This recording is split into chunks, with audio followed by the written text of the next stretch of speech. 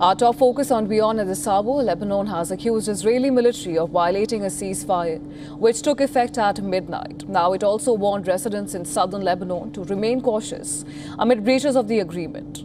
Now this came hours after the US president announced the ceasefire, following which he described as excellent talks with Israeli Prime Minister Benjamin Netanyahu and Lebanese President Joseph Aoun. In a significant diplomatic push, Trump has also proposed a face-to-face meeting between Israeli and Lebanese leaders, something that would mark a major breakthrough. Now, Trump claimed that Iran-backed Hezbollah, which has been fighting with Israel in Lebanon, is included in the ceasefire. Listen to this. I think they will. I think it's going to be, actually, it's very exciting because it's 48 years.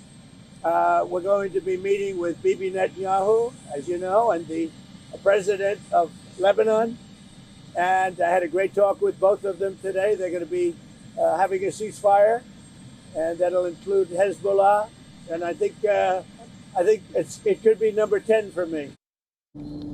Later in a social media post, Trump expressed hope that Hezbollah will act nicely during the 10-day ceasefire. Trump added, and I'm quoting him here, "It will be a great moment for them if they do. No more killing must finally have peace."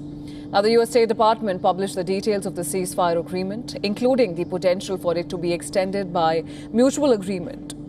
Now, the truce requires Lebanese government to take steps to prevent Hezbollah and all other non-state armed groups in its territory from carrying out any attacks against Israel. I think we will have an agreement between Lebanon, and they're going to take care of Hezbollah. But they're going to be working on Hezbollah right now. But we'll have an agreement between Israel, very importantly, and Lebanon. The president later said he expected Netanyahu and Aoun to visit the White House over the next 4 or 5 days. A top-level face-to-face meeting between the Lebanese and Israeli leadership would be a watershed moment for the region. Moments after the ceasefire took hold, gunfire was heard in Beirut's southern suburbs. Later, Lebanon's army reported acts of aggression by Israel, asking residents in the south to exercise caution.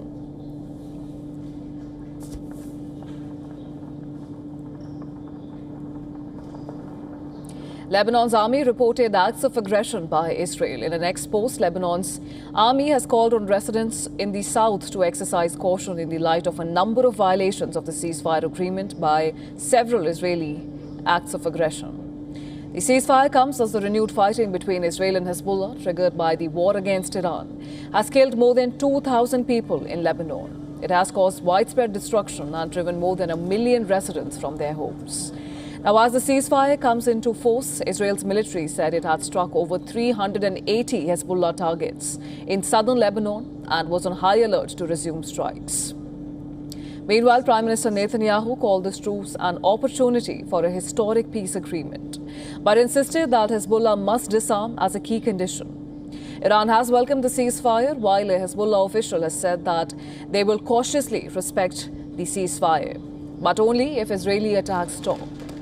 Lawmaker Ibrahim Ali Musavi has thanked Iran for having applied pressure in Lebanon's favor.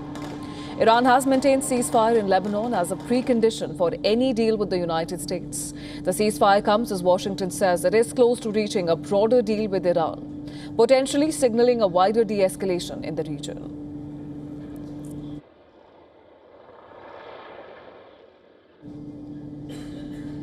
And to discuss the Israel-Lebanon ceasefire in greater detail, we were earlier joined by Bishop Garrison, former senior advisor to the U.S. Secretary of Defense, and here's what he had to say. Listen in.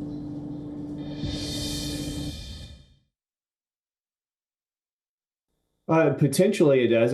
Even as the ceasefire just hours before it went into effect in Lebanon, you still had some level of kinetic activity within the region with an additional 7 or 8 individuals, unfortunately, killed during that. So you still have the potential of this, quite frankly, at one or multiple sides taking issue with some type of action that takes place and it falls apart. That is why this is so fragile. But at the same time, as we've mentioned, there is still a lot of opportunity here. You have Iran coming back to the table. You have talks about what's going to happen with their uranium.